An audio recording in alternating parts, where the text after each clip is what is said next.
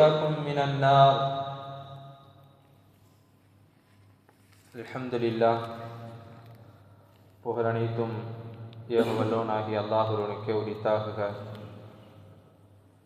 அல்லாஹ்வின் அன்பும் அருளும் நம் உயிரிலும் மேலான கண்மணி நாயகம் ஸல்லல்லாஹு அலைஹி வஸல்லம் அவர்களின் மீதும், அவர்களின் வாழ்வை பின்பற்றி வாழ்ந்த உத்தம சத்திய சஹாபாக்கள், தாபியீன்கள், தபஅ தாபியீன்கள், ஷுஹதாக்கள், நாதாக்கள், நல்லோர்கள், குறிப்பாக இங்கே வருகை தர இருக்கக்கூடிய உலகத்தில் உண்டான முஸ்லிமான முஃமினான ஆண் பெண் அனைவர்களின் மீதும் அல்லாஹ்வுடைய வற்றாக்கரணை என்றென்றும் குறைவின்றி உண்டாவதாக. ஆமீன். அன்பிற்கும் நேசத்திற்கும் உரித்தான அல்லாஹ்வின் நல்லடியார்களே, அல்லாஹ்வுடைய மகத்தான அருளினால் புனிதமிக்க ஷஅபான் மாதத்தினுடைய 2வது ஜும்மாவில் முதல் பகுதியினுடைய கடைசி தினத்தில் 15ஆம் நாள் பகலில் நாம் இருந்து கொண்டிருக்கின்றோம். அல்லாஹ் ரப்புல் ஆலமீன்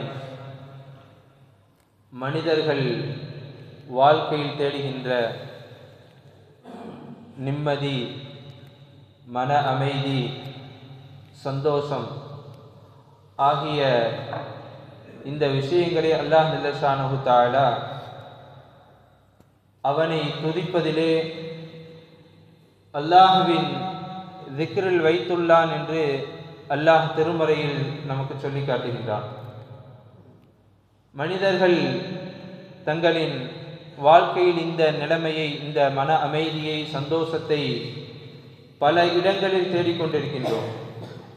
உதாரணமாக அவர்களுடைய வியாபாரங்களின் மூலமாக, அவர்களுடைய குடும்பத்தின் மூலமாக, நம்முடைய செல்வத்தின் வழியாக இதில் நமக்கு மன அமைதி கிடைத்து விடாதா, இதில் நமக்கு ஒரு சந்தோஷம் கிடைத்து விடாதா என்று இப்படி பல இடங்களில் நாம் இந்த மன அமைதியையும் நமக்கு சந்தோஷத்தையும் நாம் இந்த உலகில் தேடிக்கொண்டிருக்கின்றோம். ஆனால் அல்லாஹ் ஜல்ல ஷானஹு தஆலா தன்னுடைய திருமறையில் மன அமைதி, உங்கள் வாழ்க்கையினுடைய வெற்றி, சந்தோஷம் என்பது அல்லதீன ஆமனு வ தத்மஇன்னு குலூபுஹும் பிதிக்ரில்லாஹ், என்னை திக்ர் செய்வதிலே, என்னை நினைப்பதில் தான் உங்களுக்கு மன அமைதியும் சந்தோஷமும் இந்த உலகினுடைய வெற்றியும் மறுமையினுடைய ஈடேற்றமும் இருக்கின்றது என்பதாக திருமறையில் நமக்கு சொல்லி காட்டுகின்றார். ஹதீஸிலும் நாயகம் ஸல்லல்லாஹு அலைஹி வஸல்லம் அவர்கள் இது சம்பந்தமாக நிறைய நமக்கு சொல்லி இருக்கின்றார்கள். நாம் ஒவ்வொரு காரியத்திலையும் நாம் வெற்றி கொள்ள வேண்டும், நாம் செய்யக்கூடிய ஒவ்வொரு விஷயத்திலையும் நாம் சந்தோஷத்தை, மன நிம்மதியை நாம் பெற வேண்டும் என்று சொன்னால் அந்த காரியத்தில் அல்லாஹுடைய திக்ர், அல்லாஹுடைய நினைவோடு மார்க்கம் வழிகாட்டிய அந்த வழிகாட்டதோடு நாம் அந்த காரியத்தை மேற்கொள்ளும் பொழுது மன நிம்மதியை நாம் அந்த காரியத்தில் பெற்றுக்கொள்ளலாம், சந்தோஷத்தை அந்த காரியத்தில் நாம் அடைந்து கொள்ளலாம். ஹதீஸ் நாயகம் ஸல்லல்லாஹு அலைஹி வஸல்லம் அவர்கள் சொல்வார்கள், லா தகூமு ஸாஅத்து ஹத்தா யுகாலு அல்லாஹ் அல்லாஹ். அல்லாஹ் அல்லாஹ் என்று சொல்லக்கூடிய ஒரு மனிதர் இந்த உலகத்தில் இருக்கும் வரையிலும் கியாமத் நாள் வராது, கியாமத் நடைபெறாது என்பதாக ஹதீஸின் மூலமாக நமக்கு நாயகம் ஸல்லல்லாஹு அலைஹி வஸல்லம் அவர்கள் வழிகாட்டுகின்றார்கள். அப்படி என்று சொன்னால் அல்லாஹ்வை நினைக்கக்கூடிய ஒரு ஜீவராசி இந்த உலகத்தில் இருக்கின்றது என்று சொன்னால் அவருக்காக இந்த உலகம் இயங்கிக் கொண்டிருக்கும். அப்ப இந்த உலகத்தினுடைய இயக்கமே அல்லாஹ் தன்னுடைய திக்ரில் தான் அல்லாஹ் வைத்திருக்கின்றான். அல்லாஹுடைய திக்ர் இல்லாமல், அவனுடைய நினைவு இல்லாமல், அவனின் மீது ஈமான் இல்லாமல் இந்த உலகத்தில் மனிதர்கள் இருந்தார் என்று சொன்னால் அல்லாஹ் இந்த உலகத்தை, கியாமத்தை அல்லாஹ் நடைபெற்று விடுவான். ஆக இந்த திக்ர் என்பது நபிமார்கள் அதிகமாக தங்களுடைய வாழ்க்கையில் மேற்கொண்ட விஷயம். சாலிஹீன்கள், நாதாக்கள், உலகத்தில் யாரெல்லாம் நாம் நல்லவர்களாக, நாம் வழிகாட்டிகளாக நாம் பார்க்கின்றோமோ எல்லோரும் தங்களுடைய வாழ்க்கையில் அல்லாஹுடைய நினைவோடு, திக்ரோடு தான் தன்னுடைய வாழ்க்கை இந்த உலகத்தில் வாழ்ந்து சென்றார்கள். அதைத்தான் அல்லாஹ் தன்னுடைய திருமறையில் சொல்லி காட்டுவான், வஸ்ஸாகிரீன அல்லாஹ கஸீரன் வஸ்ஸாகிராத். அல்லாஹ்வை நினைக்கக்கூடிய, திக்ரு செய்யக்கூடிய ஆண்களும் பெண்களும் இவர்கள் ஈடேற்றம் அடைந்தவர்கள். இன்னும் அல்லாஹ் சுப்ஹானஹு வ தஆலா தன்னுடைய இபாதத்துகளில், தன்னை வணங்கக்கூடிய அந்த வணக்கங்களில் எந்த வணக்கத்தையும் அல்லாஹ் அதிகமாக கேளுங்கள், அதிகமாக செய்யுங்கள் என்பதாக தன்னுடைய திருமறையில் சொல்லவில்லை. ஆனால் திக்ரை அல்லாஹ் சுப்ஹானஹு வ தஆலா உஸ்குருல்லாஹ திக்ரன் கஸீரா, அதிகமாக அல்லாஹ்வை நினைவு கூறுங்கள், திக்ர் செய்யுங்கள் என்பதாக சொல்கின்றான்.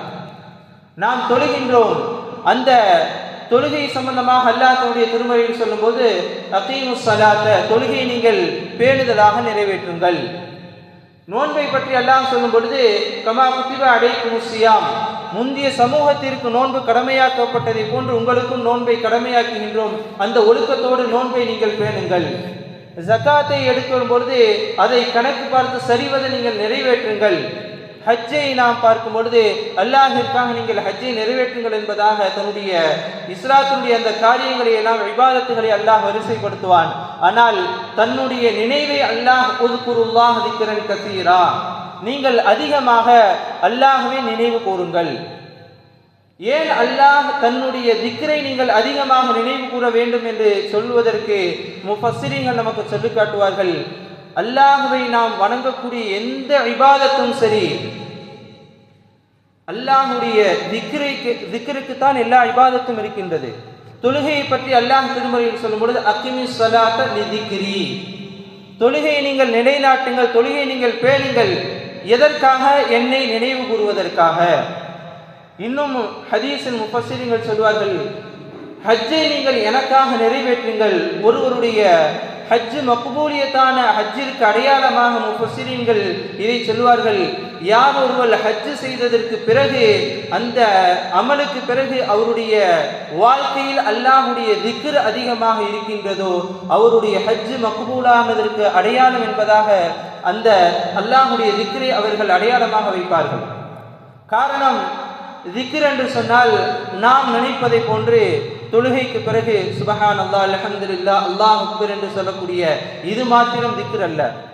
நாம் சொல்லக்கூடிய திக்ர், முஃபஸ்ஸிரீன்கள் சொல்லக்கூடிய திக்ர் என்பது எல்லா செயல்களிலும், நாம் இந்த உலகத்தில் நாம் செய்யக்கூடிய வியாபாரமாக இருக்கட்டும், குடும்ப வாழ்க்கையாக இருக்கட்டும், எந்த காரியமாக இருக்கட்டும், அல்லாஹ்வுடைய திக்ர், அல்லாஹ்வுடைய நினைவில்லாமல் நீங்கள் அந்த காரியத்தை மேற்கொள்ளக்கூடாது.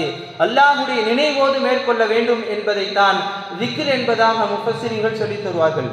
நாம் சாப்பிடுகின்றோம், சாப்பிடுவதற்கு முன்னால் அல்லாஹ்வுடைய திக்ர், அந்த துஆவை நாம் ஓதி சாப்பிட வேண்டும். சாப்பிட்ட பிறகு ஹதீஸில் நாயகம் ஸல்லல்லாஹு அலைஹி வஸல்லம் அவர்கள் துஆ கற்றுக் கொடுத்திருக்கின்றார்கள்.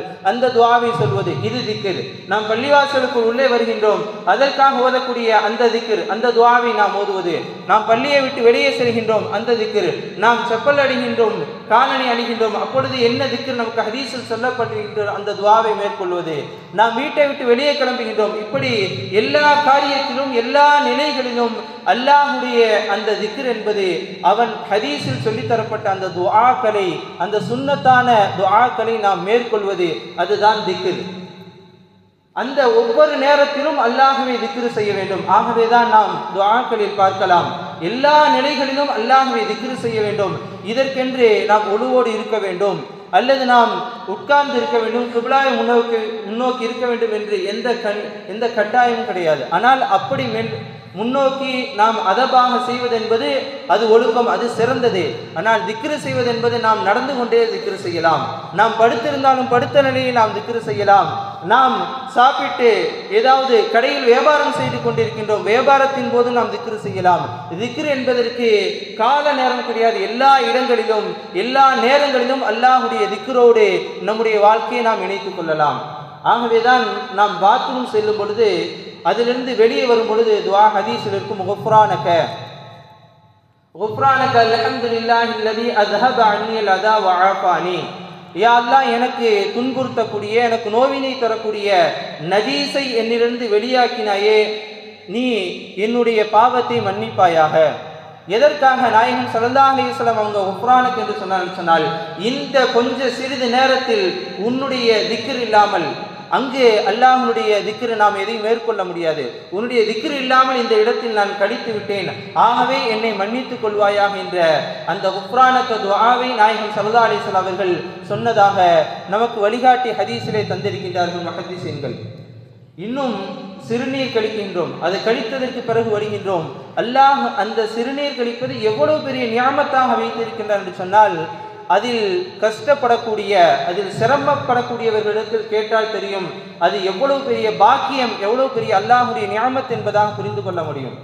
ஒரு மன்னர், அந்த மன்னரிடத்தில் இன்னொரு அரசவையில் இருக்கக்கூடிய ஒருவர் கேட்பார்.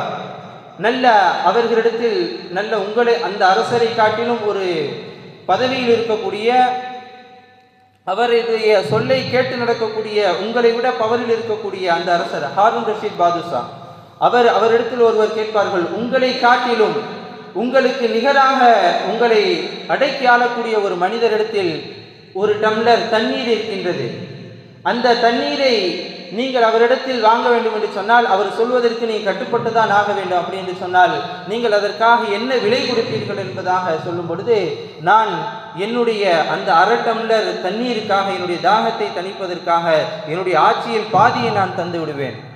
பிறகு கேட்பார், நீங்கள் குடித்த அந்த தண்ணீரை சிறுநீராக வெளியாக்குவதற்காக நீங்கள் என்ன செய்வீர்கள்? அவர் ஏதாவது ஒரு தொகையை கேட்டால் நீங்கள் என்ன செய்வீர்கள்?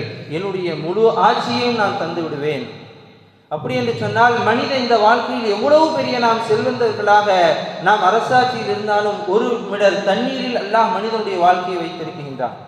இன்னும் அலி ரலியல்லாஹு அவர்கள் பெருமை அடித்திருக்கக்கூடிய ஒரு மனிதரை பார்த்து அலி ரலியல்லாஹு அவர்கள் சொல்வார்கள், பெருமை அடிக்கக்கூடிய ஓ மனிதனே, நீ எப்படிப்பட்டவன், உன்னுடைய நிலைமை தெரியுமா? உன்னுடைய நிலைமை தெரியுமா? உன்னுடைய படைப்பை அல்லாஹ் எப்படி படைத்திருக்கின்றான்? அவ்வளுக்க நுத்ஃபா ஆகிருக்க ஜீபா வ பைனஹுமா ஹாமிலுன் நஜாசா. உன்னுடைய ஆரம்பம் நுத்ஃபா, அசுத்தமாக சொல்லப்படக்கூடிய நஜீஸ் என்று சொல்லப்படக்கூடிய நுத்ஃபா உன்னுடைய ஆரம்பம். அது ஆடையில் பட்டுவிட்டது என்று சொன்னால் அந்த ஆடையை நாம் பரிசுத்தப்படுத்த வேண்டும், கழுவ வேண்டும், அது நாம் குளிக்க வேண்டும். இது போன்று நஜீஸ் என்று சொல்லப்படக்கூடிய நுத்ஃபா உன்னுடைய ஆரம்பமாக இருக்கின்றது. சரி, உன்னுடைய கடைசி என்னவாக இருக்கின்றது?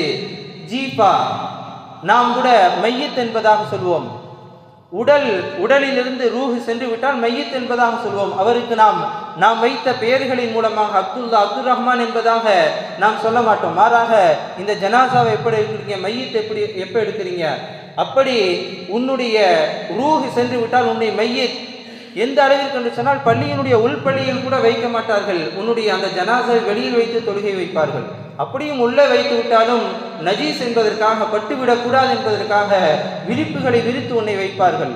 அப்படிப்பட்ட மனிதன் நீ. சரி, உன்னுடைய வாழ்க்கைக்கு மத்தியில் உன்னுடைய நிலைமை எப்படி இருக்கின்றது? வபைனஹுமா ஹாமிலுன் நஜாசா.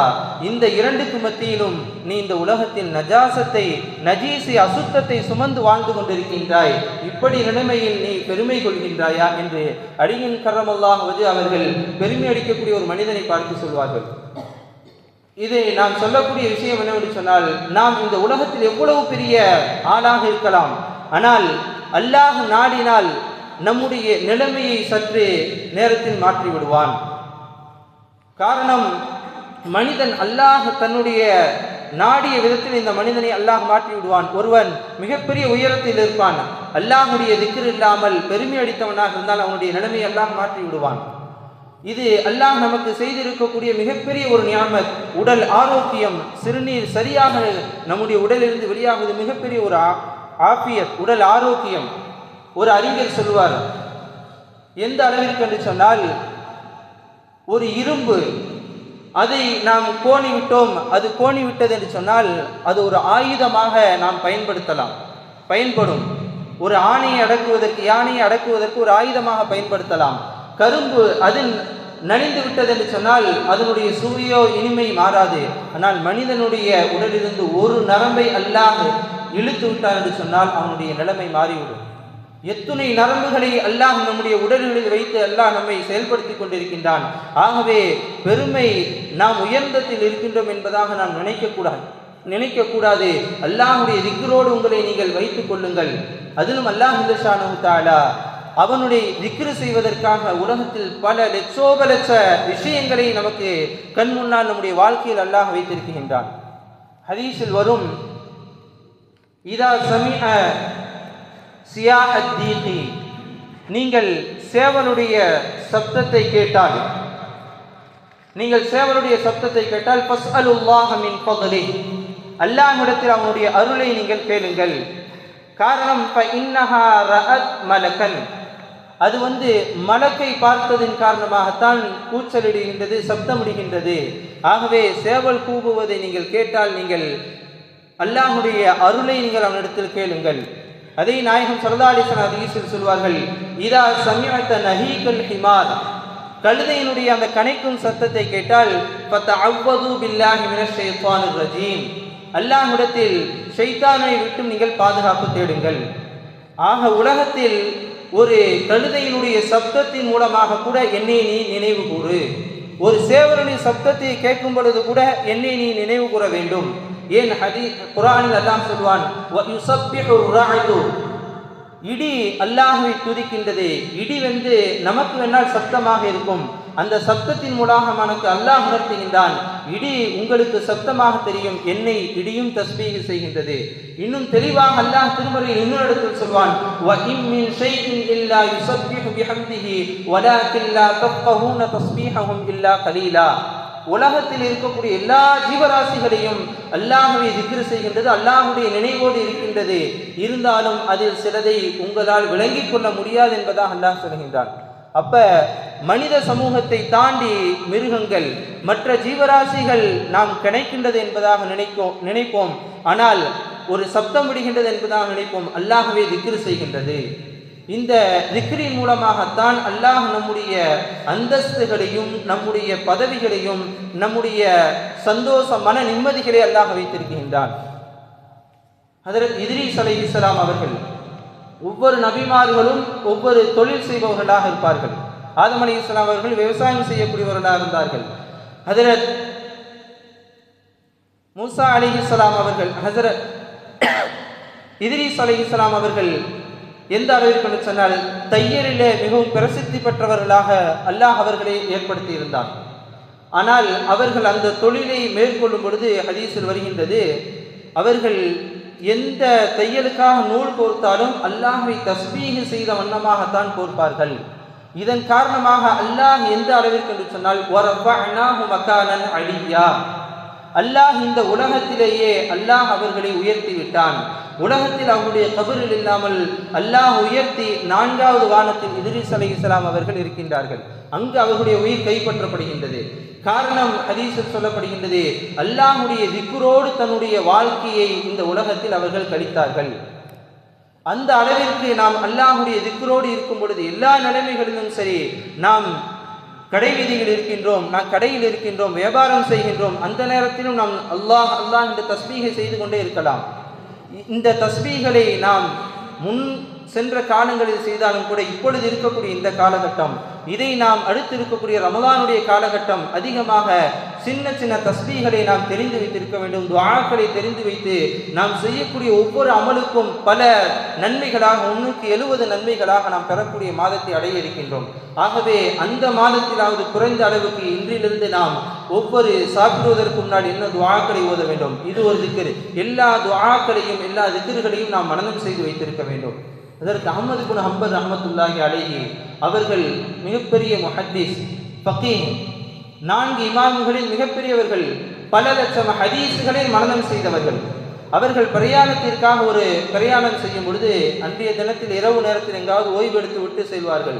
அவருடைய வாழ்க்கையில் இருக்கின்றது, ஒரு இடத்தில் ஓய்வு எடுப்பதற்காக பள்ளிவாசலுக்கு செல்லும் பொழுது அங்கு இருக்கக்கூடிய ஒரு மனிதர், வேலை செய்யக்கூடியவர்கள், பள்ளியில் தங்குவதற்கு அனுமதி இல்லை, நீங்கள் வெளியில் சென்று விடுங்கள் என்பதாக அவர்களை வெளியில் அனுப்பி பள்ளிவாசலை மூடிவிடுகின்றார். பள்ளிக்கு அருகாமையில் ஒரு கடை, ரொட்டி சுடக்கூடிய ஒரு கடை இருக்கின்றது. அந்த கடைக்கு சென்று ஹஜரத் இத்ரீஸ் ஹஜரத் அஹ்மது இப்னு ஹம்பல் ரஹ்மத்துல்லாஹி அலைஹி அவர்கள் கேட்கின்றார்கள், இன்று இரவு சிறிது நேரம் நான் ஓய்வு எடுத்து விட்டு பகலில் நான் சென்று விடுகின்றேன் என்று சொல்லும் பொழுது அந்த கடைக்காரர், சரி இந்த ஓரமாக நீங்கள் ஓய்வு எடுத்துக் கொள்ளுங்கள் என்பதாக அனுமதிக்கின்றார். அந்த வேலை செய்யக்கூடிய அந்த மனிதர், ரொட்டி கடைக்காரர், அந்த மனிதர் இரவு நேரத்தில் வேலை செய்து கொண்டிருக்கிறார். மாவை பிசைந்து கொண்டிருக்கின்றார். அவருடைய வாயை அசைந்து கொண்டே இருக்கின்றது. ஏதோ ஒரு முணுமுணுத்தமானிய திக்ரு செய்து கொண்டே அவர்கள் அந்த வேலையை செய்து கொண்டிருக்கின்றார்கள்.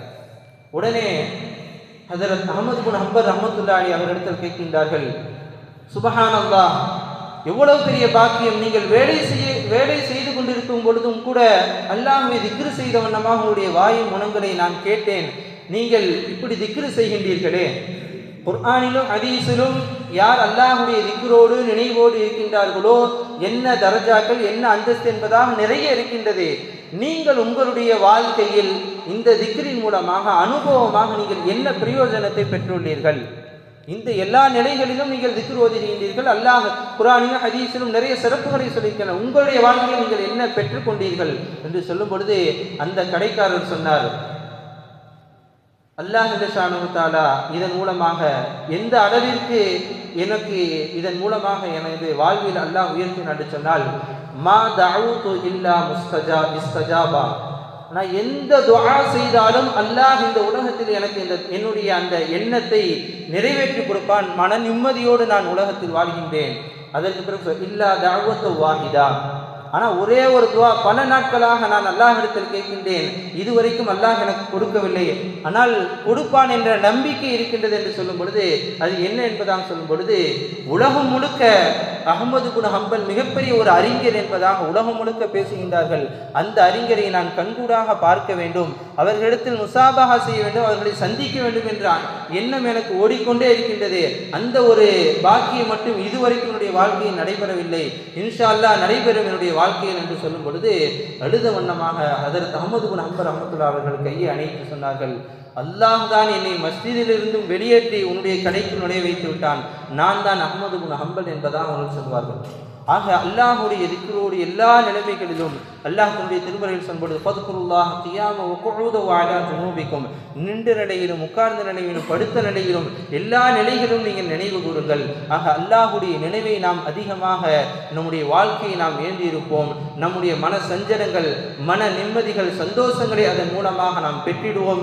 இந்த உலகத்திலேயும் சந்தோஷமான வாழ்க்கை, நாளை மறுமையிலேயும் இந்த திக்ரின் மூலமாக உயர்ந்த பதவிகளை அடையக்கூடிய நன்மக்களாக நம்மையும் நம்முடைய சந்ததியையும் அல்லாஹ் ஆக்கியல் புரிவானாக. வ ஆகிரு தஅவானா அல்ஹம்துலில்லாஹி ரப்பில் ஆலமீன். அஸ்ஸலாமு அலைக்கும் வ ரஹ்மத்துல்லாஹி வ பரகாத்துஹு. அம்மா பஅத் ஃபஇன்ன அஸ்தகல் ஹதீஸ் கிதாபுல்லாஹ். பாரக்கல்லாஹு லனா வ லக்கும் ஃபில் குர்ஆனில் அஸீம் வ நஃபஅனா வ இய்யாக்கும் பில் ஆயாத்தி வ ذிக்ரில் ஹக்கீம். இன்னஹு தஆலா ஜவ்வாதுன் கரீம் மலிக்குன் பர்ருர் ரഊஃபுர் ரஹீம் வ ரப்புன் ஹலீம். அகூலு கௌலி ஹாதா وأستغفر الله لي ولكم ولسائر المسلمين والمسلمات والمؤمنين والمؤمنات من كل ذنب فاستغفروه يغفر لكم إنه هو الغفور الرحيم.